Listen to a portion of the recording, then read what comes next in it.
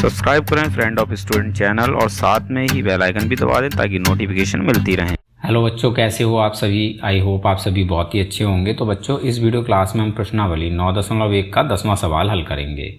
1 से लेकर 9 तक सवाल मैंने आपको समझा दिए हैं। अगर आपने वो सवाल नहीं देखे हैं तो उनके लिंक मैं इस वीडियो के डिस्क्रिप्शन में दे दूँगा, आप उन सवालों को भी देख सकते हैं। ठीक है, तो सवाल है, एक पंचभुज आकार का बगीचा है, इसका क्षेत्रफल ज्ञात करने के लिए ज्योति और कविता ने इसे 2 विभिन्न तरीकों से विभाजित किया।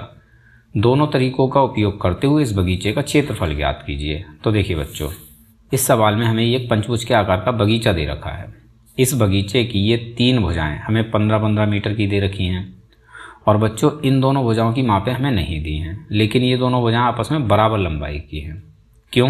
क्योंकि दोनों ही भुजाओं में एक एक कट लगा हुआ है। इसका मतलब है कि आपस में बराबर हैं। ठीक है, और इसके अलावा बच्चों, इस बगीचे की यहाँ से यहाँ तक की ये जो लंबवत दूरी है, ये हमें दे रखी है 30 मीटर। ठीक है, और बच्चों, ये दोनों ही आकृतियाँ इसी बगीचे की हैं।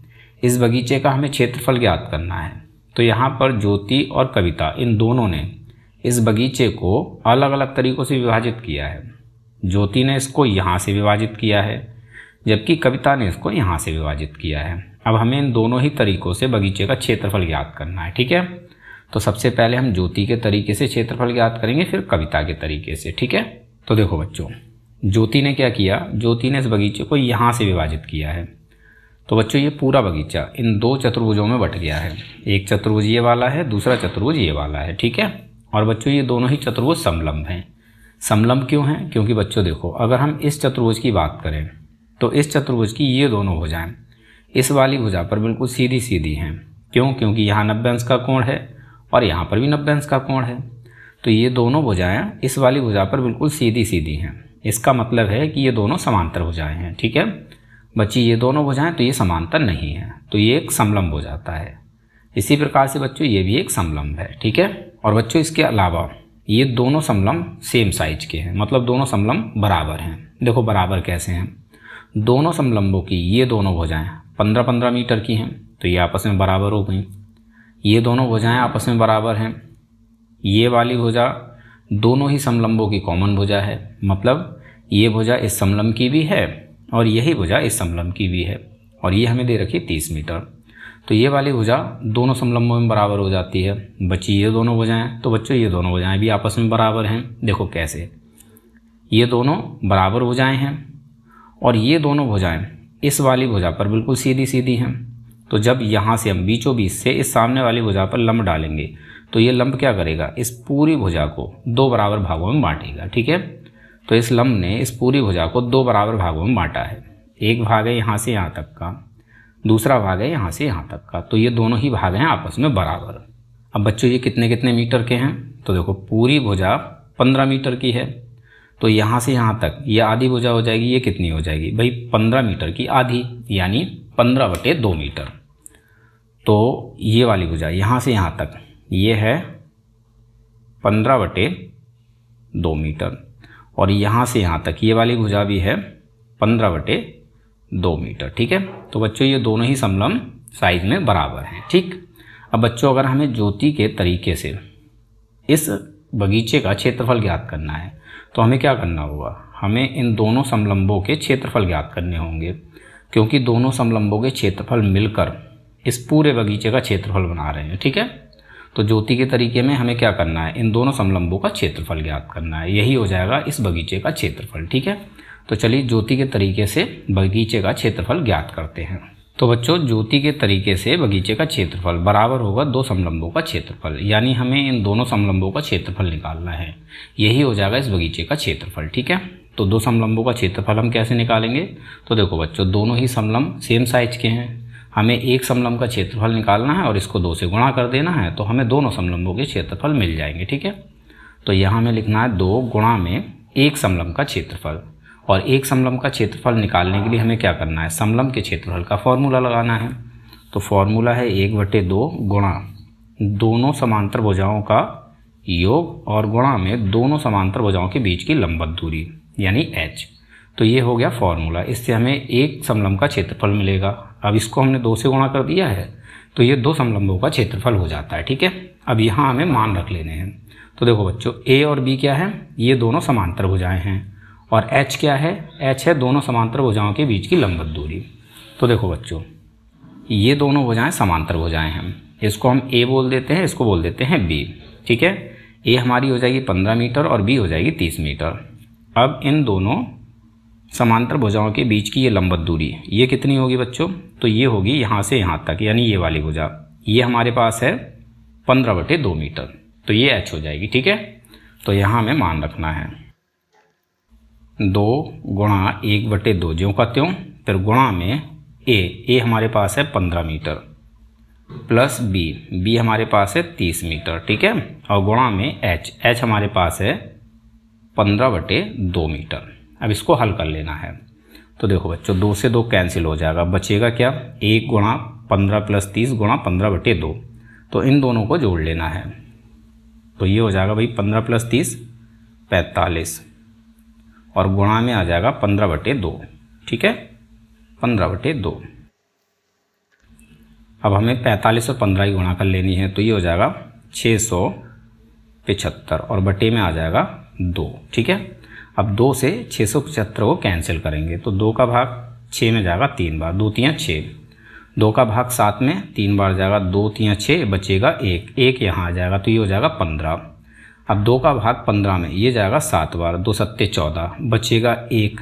अब 2 का भाग 1 में जाएगा नहीं, तो यहाँ हम दशमलव लगाएंगे और यहाँ एक 0 बढ़ा लेंगे। अब 2 का भाग 10 में 5 बार चला जाएगा। ठीक है, तो 2 से 675 337.5 बार में हो गया कैंसिल, और यही हो जाएगा बगीचे का क्षेत्रफल 337.5।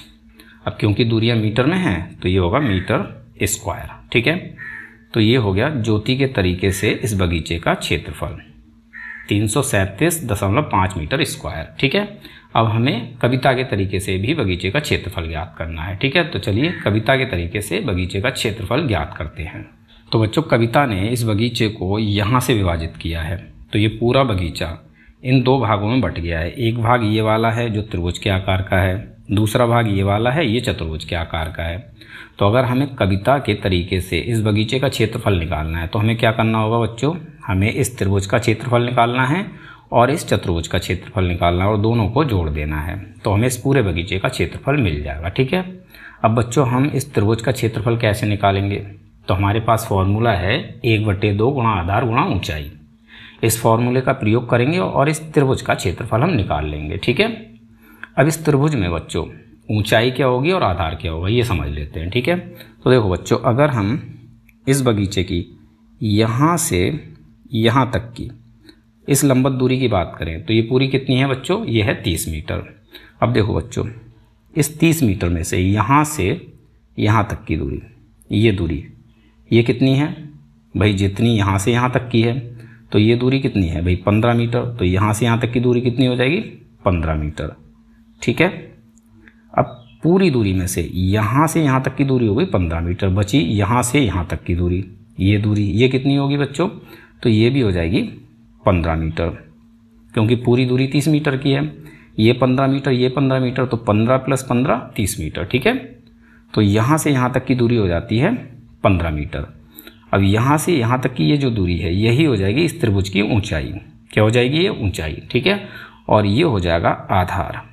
अब ये आधार कितना होगा बच्चों, तो जितनी ये वाली भुजा है ये है 15 मीटर, तो ये भी हो जाएगी भाई 15 मीटर। ठीक है, क्यों बच्चों, क्योंकि देखो ये दोनों भुजाएं इस वाली भुजा पर बिल्कुल सीधी सीधी हैं, तो जितनी ये भुजा है उतनी ही हो जाएगी ये वाली भुजा। ठीक है, तो ये भी हो गई 15 मीटर। तो त्रिभुज की ऊंचाई हो गई 15 मीटर और आधार भी हो गया 15 मीटर। अब इसको हमें फॉर्मूले में रख लेना है और इस त्रिभुज का क्षेत्रफल निकाल लेना है। ठीक है, अब इस चतुर्भुज की बात करते हैं, तो इसका क्षेत्रफल हम कैसे निकालेंगे, तो देखो बच्चों इस चतुर्भुज की ये वाली भुजा 15 मीटर है, ये भुजा ये भी 15 मीटर है, ये भुजा भी 15 मीटर है और ये भुजा भी 15 मीटर है। तो ये चतुर्भुज एक वर्ग है, क्योंकि इसकी चारों भुजाएं बराबर हैं, तो ये क्या हो गया, ये एक वर्ग हो गया। अब वर्ग का क्षेत्रफल हम कैसे निकालते हैं भाई, हमारे पास फॉर्मूला है भुजा स्क्वायर, यानी भुजा गुणा भुजा। तो इस फॉर्मूले से हम इस वर्ग का क्षेत्रफल निकाल लेंगे। ठीक है, दोनों के क्षेत्रफल निकाल लेंगे और इनको आपस में जोड़ देंगे तो हमें इस बगीचे का क्षेत्रफल मिल जाएगा। ठीक है, तो चलिए कविता के तरीके से बगीचे का क्षेत्रफल निकालते हैं। तो बच्चों कविता के तरीके से बगीचे का क्षेत्रफल बराबर होगा त्रिभुज का क्षेत्रफल प्लस वर्ग का क्षेत्रफल, यानी हमें इन दोनों क्षेत्रफलों को जोड़ लेना है। ठीक है, तो त्रिभुज का क्षेत्रफल ये हो जाएगा 1/2 गुणा आधार गुणा में ऊंचाई, ठीक है, प्लस वर्ग का क्षेत्रफल ये हो जाएगा भुजा गुणा भुजा।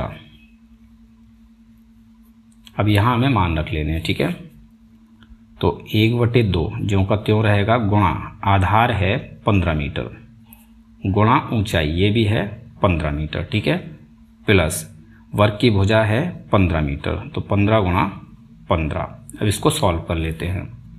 तो देखो बच्चों 1 गुणा 15 15 रहेगा, 15 गुणा 15 ये हो जाएगा 225 और बटे में आ जाएगा 2, फिर प्लस 15 गुणा 15 225। ठीक है, अब हमें 225 को ज्यों का त्यों लिख लेना है, प्लस लगाना है। अब 2 की और 225 की गुणा करनी है, तो ये हो जाएगा 450 और इन दोनों के बटे में आ जाएगा ये 2। ठीक है, 225 प्लस 450 ये हो जाएगा 675 और बटे में आ जाएगा 2। 2 से 675 337.5 बार में कैंसिल हो जाएगा। ठीक है, तो हमें क्षेत्रफल कितना मिल जाएगा 337.5, क्योंकि दूरियां मीटर में हैं तो ये हो जाएगा मीटर स्क्वायर। तो ये हो गया कविता के तरीके से बगीचे का क्षेत्रफल।